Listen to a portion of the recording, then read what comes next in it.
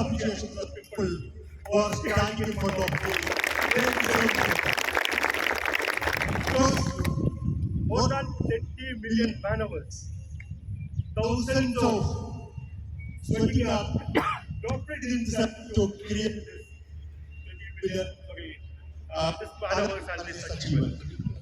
So Once again, I would like to congratulate all of my team members and congratulate people who supported us achieve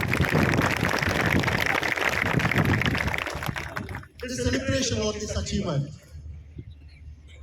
We plan to wait for 1 month. That's the reason. We can make it just a 1 moment or 1 second or 1 day.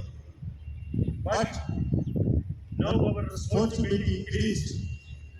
And we have to elevate our standard to the next level. We cannot go settle down on this.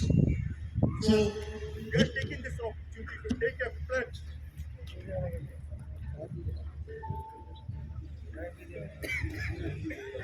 and we will ensure keep the standard of welfare and fraternity always. At the same time, during this period of campaign, we are focusing on certain training and other things. We know that there is some area to be improved. And there is a recently 50 incidents are alarming us for upcoming potential things, whatever is happening. We are sure during this